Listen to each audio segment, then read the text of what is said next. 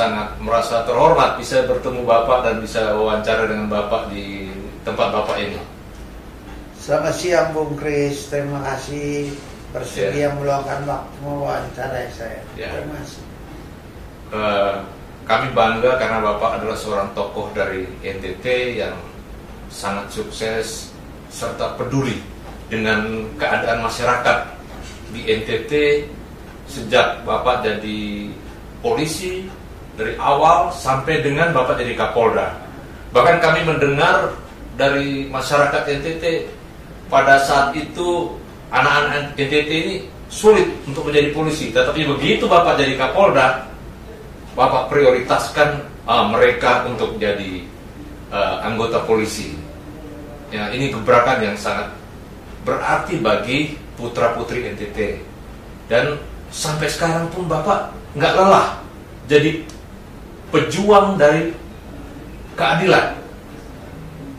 Nah, saya kepingin tahu Bapak bagaimana bisa bertahan untuk terus berkarya di bidang hukum dan sebagai pejuang keadilan.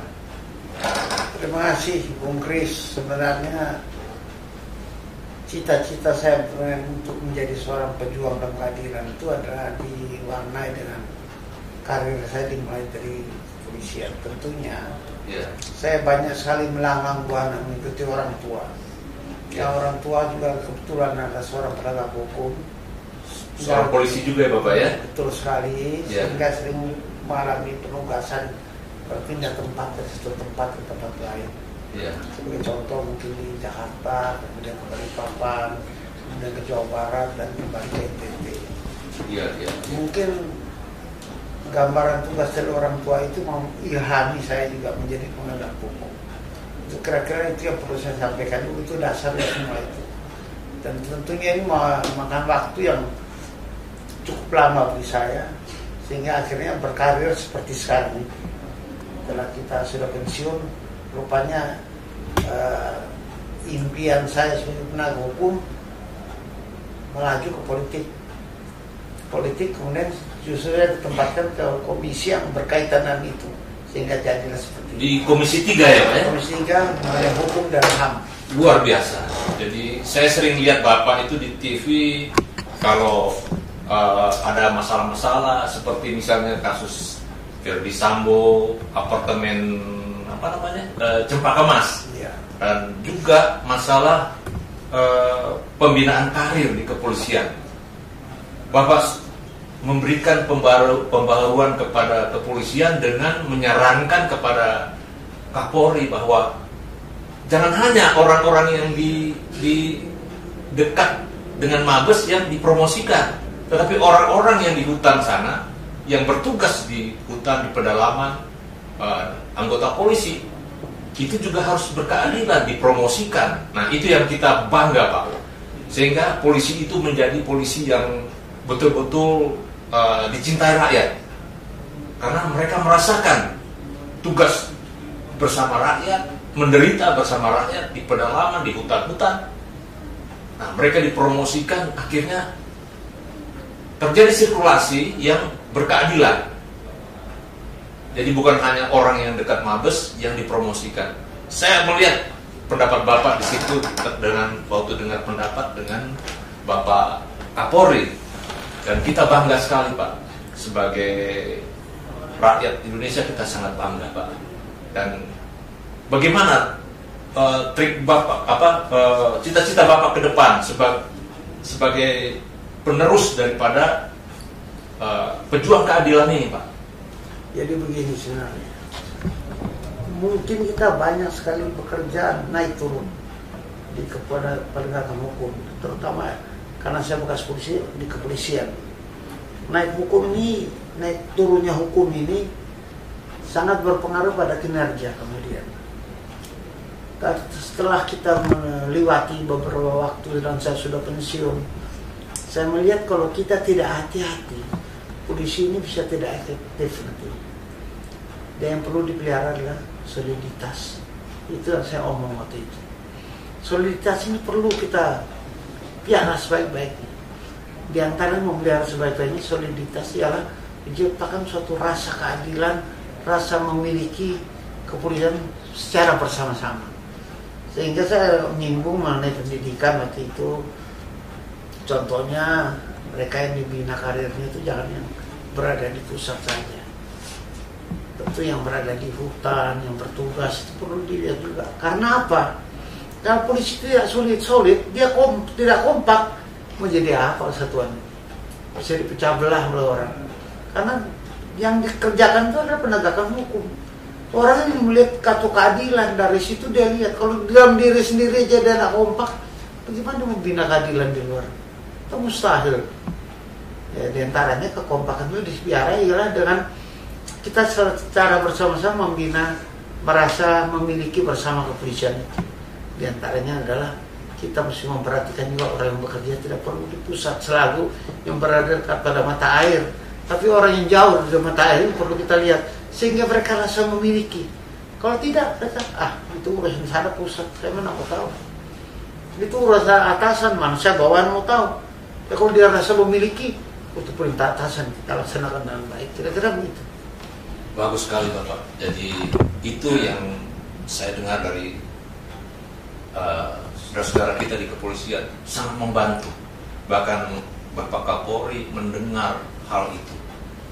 Ini suatu gebrakan dari Pak Kapolri dan Bapak sehingga membantu keadilan pembinaan karir di kepolisian.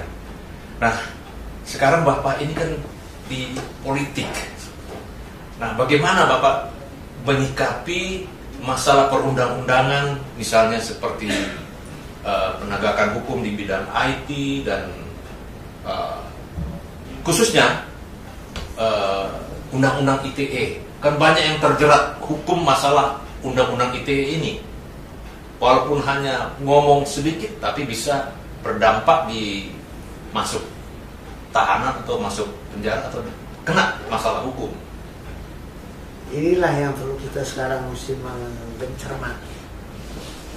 Kemajuan teknologi sudah sampai pada teknologi seperti ini yang kita alami sekarang. Sesuatu yang pernah tidak kita pikirkan dulu sudah terjadi sekarang.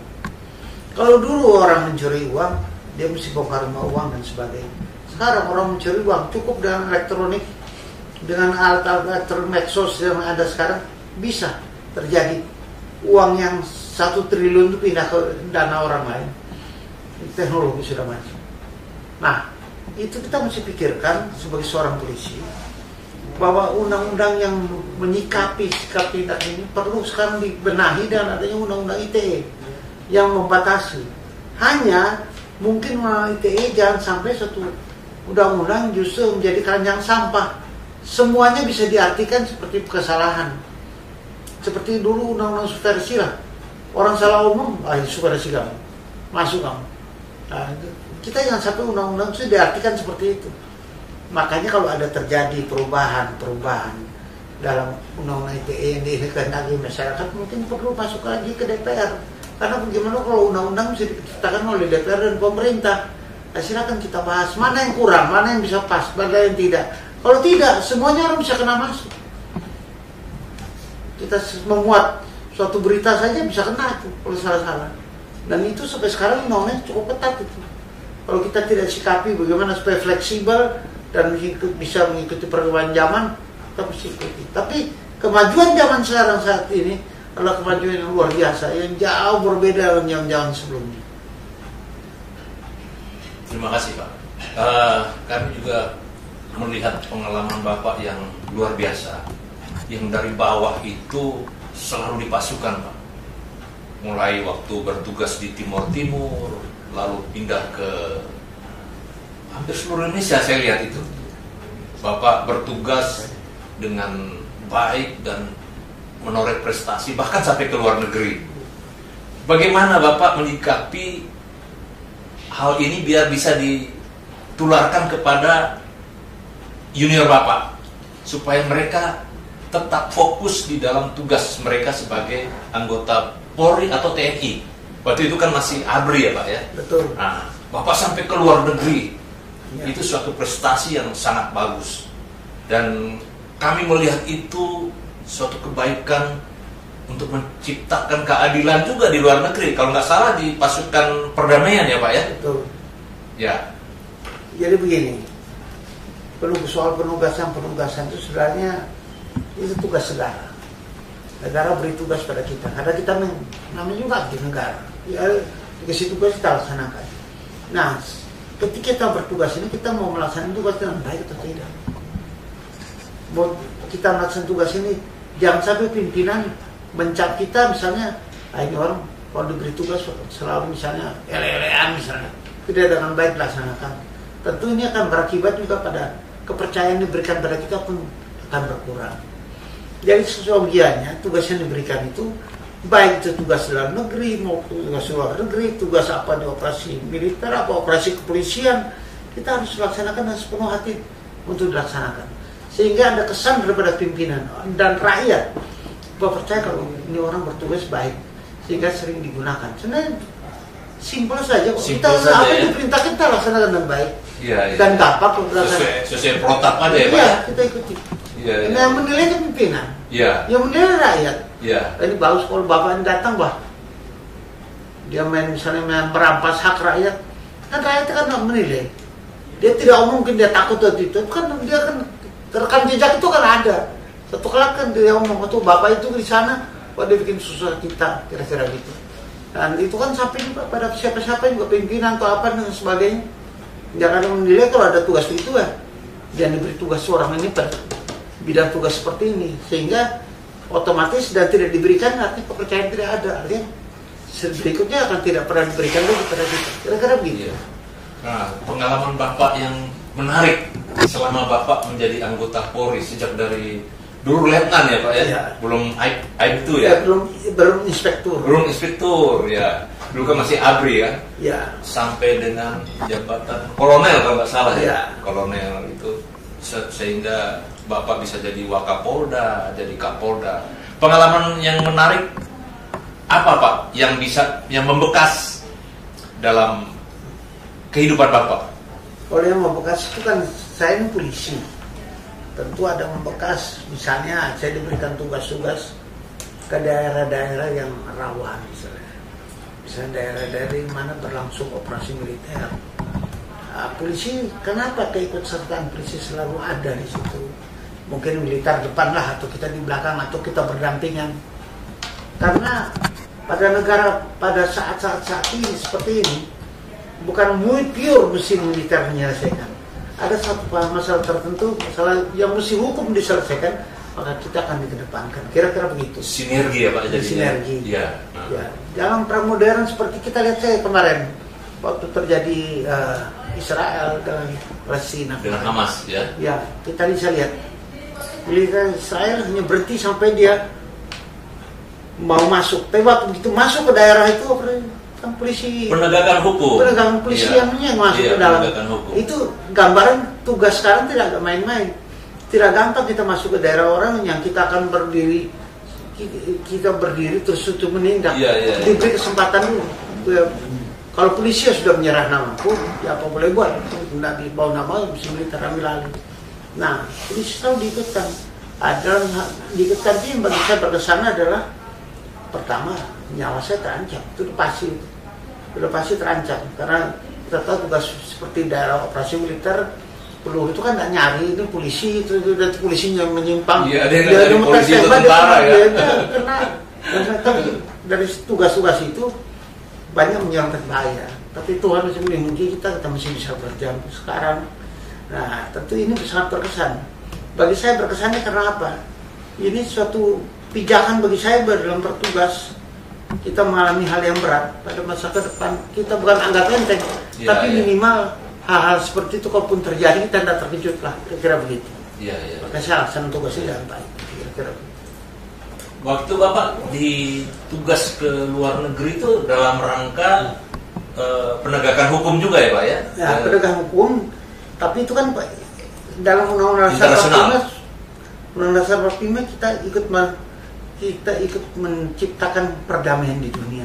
Itu teramanat Undang-Undang Dasar mengatakan demikian, bahwa kita ikut menciptakan perdamaian dunia kita. Itu amanat Undang-Undang Dasar. Luar Jadi biasa. dia terbentuk tugasnya macam-macam. Ya. Ada dia bisa militer observasi misalnya, yang dari militer kemampuan untuk menciptakan suatu perdamaian dengan sudut pandang militer. Misalnya dia menjadi penengah dalam suatu pertikaian. Ada penegakan hukum, yaitu polisi dilibatkan ikut dalam penegakan hukum. Nah, ini kira-kira macam-macam tugas kita dalam penciptaan perdamaian.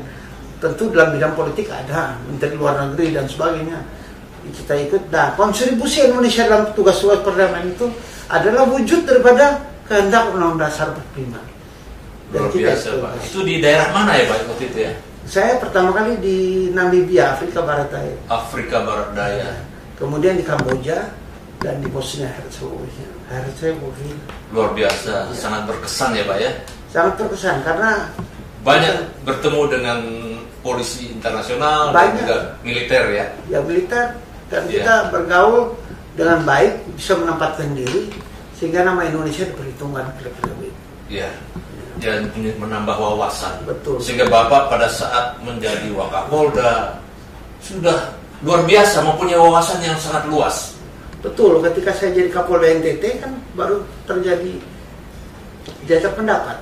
Ya. Dan Indonesia kalah waktu itu. Waktu Indonesia Kita kalah. mesti meninggalkan Timur dan diikuti dengan barisan milisi yang dulu kita bina. Waktu kita berada di sana, dan juga keluar dari Indonesia karena mereka ada beberapa yang cita menjadi warga negara Indonesia, tapi sebagian juga pulang akhirnya. Nah, proses-proses itu adalah proses-proses yang memerlukan kemampuan untuk kita berdialog, berdiskusi dan sebagainya, yang kita sudah alami sebelumnya di luar negeri. Itu yang menjadi bekal. Ya, menjadi bekal. Satu keberuntungan bagi saya karena waktu itu saya sempat mengalami hal seperti ini yang terjadi di Indonesia. Belum tentu orang sekarang nggak ada lagi. Nah, kalau waktu itu kejadian kebetulan saya mengalami dan pernah mengalami di luar negeri. Indonesia mengalami suatu masalah di mana Timur lepas, kan yang berada di Timur begitu habis lepas ada PBB kan.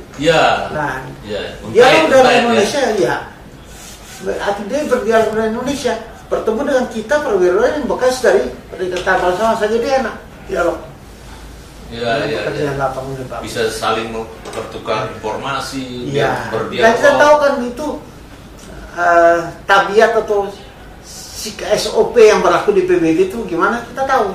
Kita karena mengalami juga. Sekarang mereka dari pihak negara lain yang datang sebagai PBB yang datang untuk mengurusi Timur. Otomatis kita juga bisa berdialog karena kenyataannya seperti polisi yang dikirim ke sana, ke Timur Leste itu dari beberapa negara. Di antaranya mereka pernah bertemu dengan kita di Namibia dulu. Di Namibia, apakah di Kamboja ataupun di Herzegovina pernah bertemu dengan kita. Jadi kita tahu, kita nggak berdialog lebih enak. Berdasarkan pengalaman itu Bapak sangat luar biasa, sehingga pada saat Bapak memimpin, Bapak selalu mendengar aspirasi daripada rakyat. Betul sekali. Sehingga pada saat anak-anak NTT pada saat itu kesulitan, masuk polisi harus bayar, masuk polisi sulit sekali. Begitu Bapak menjadi Kapolda, Bapak terapkan asas keadilan untuk seluruh rakyat di NTT. Jadi begini sebenarnya pemikiran saya untuk putra-putri NTT ini, banyak masuk polisi ataupun dia mereka jadi ABRI dan seperti itu. Itu lebih didasarkan pada kenyataan bahwa polisi itu memerlukan putra daerah menjadi polisi. Karena bisa membayangkan kalau di NTT itu tidak ada putra daerah, pendatang semua misalnya jadi polisi di situ daerah, mereka berapa tahun tuh bisa kerja di NTT dan tidak mengenal budaya. Kalau mereka kalian semua orang NTT oke lah bisa lama. Kalau tidak, mereka begitu kerja baru 2-3 tahun minta pindah. Terus siapa yang mau kerja? Kita perlu polisi-polisi daerah, anak putra daerah yang bisa mereka kerja dan dia mau pensiun di situ juga. Sudah mengenal budaya itu minimal. Kelompok-kelompok pelaksana, artinya Tamtama, Bintara, pun perwira sekalipun yang bisa bertahan lama di situ berdasarkan karena dia putra daerah. Ya, Bukan saya berpikir primordial, tapi kita harus berpikir secara nasional. Untuk gimana? Nggak gampang. Saya gimana pun saya kan pernah jadi pimpinan. Iya. Tiap hari di media saya ada permohonan pindah kok ada. Pindah kembali misalnya dari Bali, dia ingin pulang ke Bali karena dia sudah di Resi NTT 10 tahun dia ingin pulang. Nah ini orang-orang itu kalau nggak ada gantinya siapa? Iya. Apa bisa kosong lama-lama di polisi di NTT kan kasihan. Iya. Dan kedua, polisi itu kan milik bersama. Iya. Milik bersama artinya miliknya orang Bali, miliknya orang Jawa, miliknya orang Makassar dan sebagainya. Dan kita mesti ingat itu juga milik orang NTT. Ya. Jadi pantaslah kalau putra NTT masuk jadi itu. Itu keadilan kan. Iya. Dan memecahkan persoalan pengangguran. Iya. Karena bisa anak-anak itu tampung bekerja dan akan membantu pekerjaan kepolisian sebagai polisi, sekaligus juga membantu pada masyarakat karena mereka juga dekat dengan masyarakat. Kira-kira. Dan saya lihat juga bahwa bukan hanya masyarakat asli NTT, tapi mereka yang dari Jawa, yang sudah menetap berpuluh-puluh tahun, bahkan dari Bali, dari Lombok, itu Bapak akomodir semua. Tidak hanya satu suku, tapi semua suku yang mau mengabdi di NTT, bahkan dari berbagai agama. Nah ini sangat bisa dicontoh bagi para pimpinan yang sekarang, sehingga tidak menimbulkan kecemburuan gitu.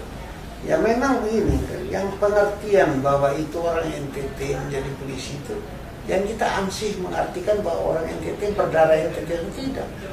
Orang Jawa, orang Makassar, orang Bali, yang sudah lahir di NTT dia orang NTT. Ya. Orang apa lagi kita mau bilang?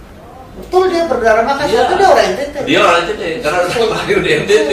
Iya. Tidak mengenal agama dan sebagainya. Iya, tidak mengenal agama, pokok suku, ras dan agama tidak, semua rata. Dan saya waktu itu berpatokan minimal punya KTP NTT. Iya.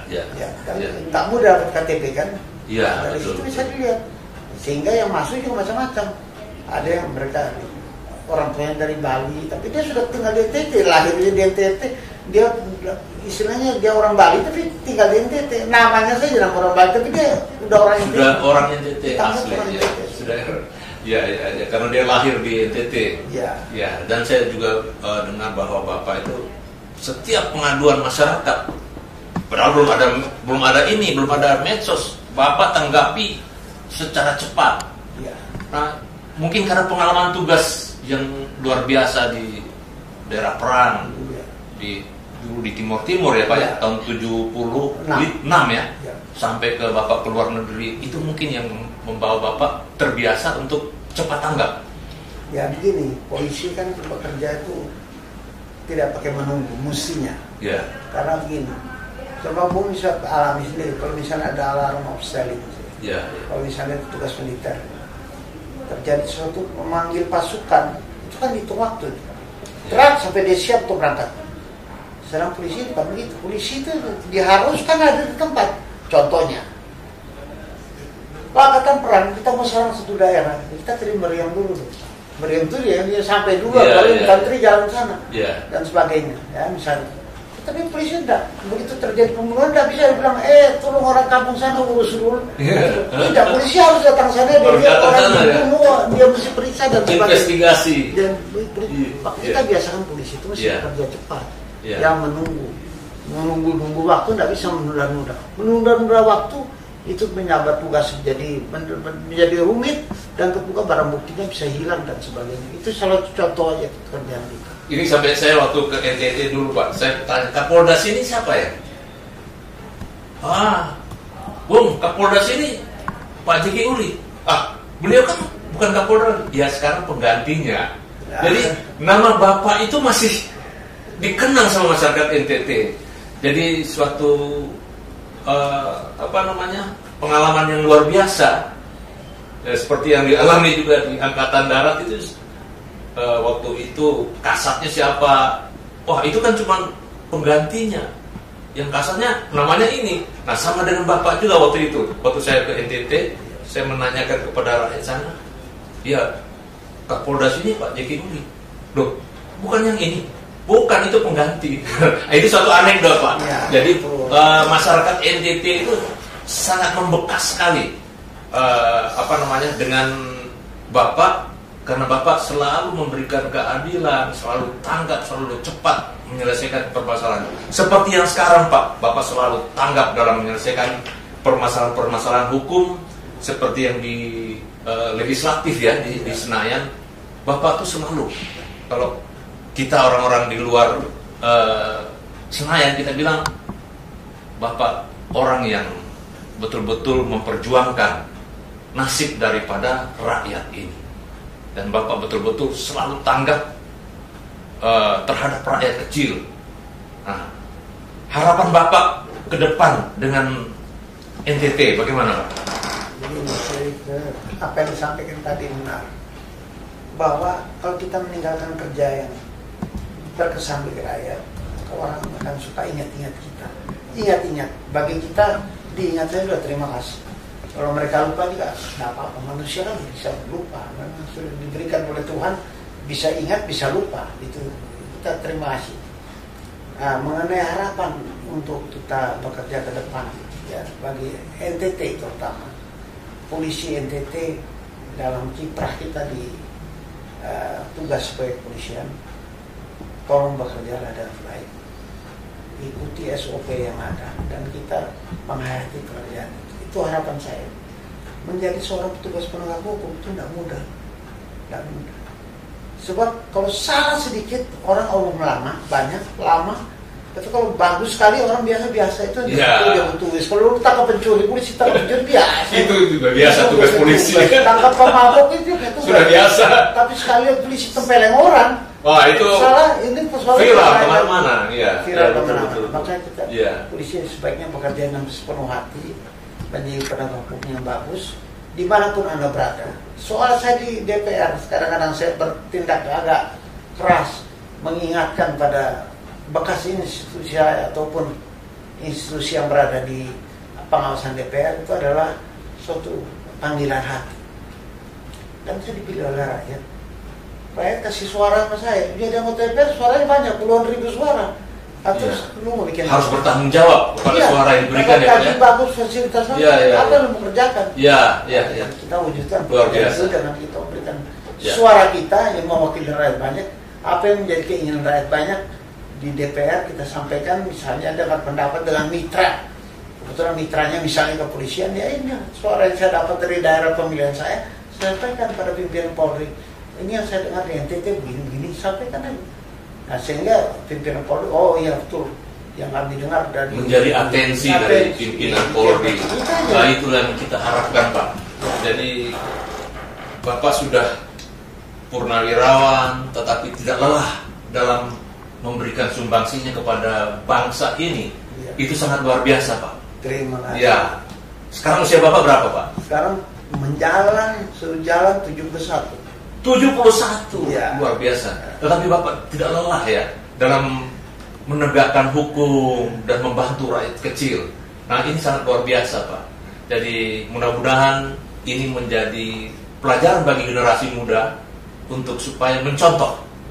Ada orang tua kita, ada senior kita yang tidak lelah walaupun usianya sudah purna atau sudah purnawirawan, tapi masih konsisten dalam memperjuangkan rakyat kecil, masih konsisten mengunjungi bahkan ke rakyat kecil sampai ke desa-desa. Saya lihat itu Pak. Nah, memang oleh negara kita disiapkan fasilitas biaya selaku anggota DPR yang saya harus laksanakan sampai di daerah. Karena begini, kita dipilih oleh rakyat. Nah, sekarang rakyat melihat tanggung jawab sampai di mana. Kita mesti datang ke rakyat, beta kerja ini kita bisa sampai di rakyat. Kita bisa beta via handphone, bilang enggak. Lapor langsung ke rakyat. Bos kita ke rakyat. Ini kita kerjakan. Loyalitasnya ke rakyat itu sangat luar biasa Pak. Tidak semua orang bisa gitu. Jangan kita omong mengemis pada rakyat pada saat mau pemilu. Sudah itu rakyat nanti juga bisa bersikap, tidak ambil pusing juga sama kita. Kita mesti terima hal itu. Jadi kita harus tunjukkan pada rakyat, dia bos, ya kita harus datang. Saya sering ke tempat ke rakyat, bertemu dengan rakyat, adalah mempertanggungjawabkan apa yang lu pilih saya, ya saya sebagai orang yang Bapak sebagai pelayan rakyat. Betul. Hebat ya. Kita mesti tempatkan seperti kadang banyak orang yang hanya mau suara rakyat, tetapi tidak mau menjadi pelayan rakyat. Tetapi Bapak luar biasa. Bapak datang sampai ke desa-desa menjelaskan program Bapak. Ini sangat luar biasa.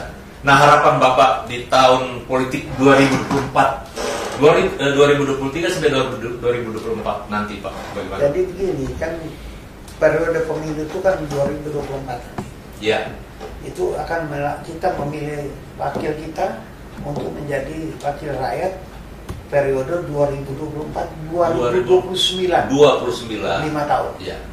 Nah, tentu rakyat saya hanya satu saja. Pilihlah wakil yang kamu percaya. Itu saja. Ya. Silakan Anda lihat. Kalau Anda lihat ada seseorang yang betul-betul bagus dan kenapa tidak? Pilihlah mereka. Saya nggak akan bilang pilih saya. Kalau seseorang rasa kurang, apa boleh buat? Salah saya sendiri. Tapi kalau saya, dia akan bilang pilihlah sesuai dengan hati nurani. Itu Pak, siapa? Saya tambahnya kemarin Pak, ada satu calon presiden mengatakan begitu. Pilih sesuai hati nurani. Kira-kira itu. Cara kalau kita omong lebih. Jadi. Ya. Pilih sesuai dengan hati nurani. Ya, betul. Ya. Jadi kita bilang sampai begitu. Jadi saya juga mengharapkan rakyat juga seperti itu. Ya. Mudah-mudahan kalau kita memilih hati nurani tidak mengecewakan dan mereka akan bekerja untuk rakyat. Ya. Karena semua kepentingan rakyat itu adanya pada wakil-wakilnya ada di DPR. Di DPR. Dan di DPR pun Bapak tidak merasa Bapak sebagai tuan, tetapi Bapak sebagai pelayan rakyat. Itu yang luar biasa, Pak. Sangat luar biasa saya lihat. Bapak datang ke daerah-daerah, ke desa-desa, memberikan laporan kepada rakyat ini loh yang sudah saya perbuat selama ini. Walaupun saya jauh di Jakarta, Anda di daerah, Anda sudah memilih saya, pertanggungjawaban saya kepada Anda. Nah, itulah yang sangat luar biasa, Pak. Yang saya mengalami pekerjaan sebagai eksekutif. Jadi Kapolda kan eksekutif. Iya. Jadi komandan ini, komandan itu saya pernah melayani juga. Ya, eksekutif. Ya. Tetapi saya waktu itu dipilih oleh komandan. Ya. Komandan lebih tinggi dari saya, Jackie kamu jadilah apa? Jadilah ini, jadi. Kalau sekarang lain. Komandannya rakyat. Rakyat itu hebat. Sekarang nanti kalau ada salah sesuatu kita siap juga kena. Istilah orang Kupang itu masparat dari rakyat. Masparat itu marah. Iya. Jadi siap juga ditegur sama rakyat ya, Pak. Hebat, luar biasa. Ya. Oke Pak, terima kasih atas waktunya. Suatu kehormatan bagi kami dari Star News TV dan media online untuk wawancara Bapak. Mungkin ke depan kami akan bersinergi untuk menyampaikan hal-hal yang bermanfaat bagi rakyat NTT dan bagi rakyat Indonesia. Terima kasih, selamat siang Pak Jeki. Terima kasih Bung Kris. Ya. Sampai kita bertemu lagi. Ya. Selamat siang. Salam semua. Siap.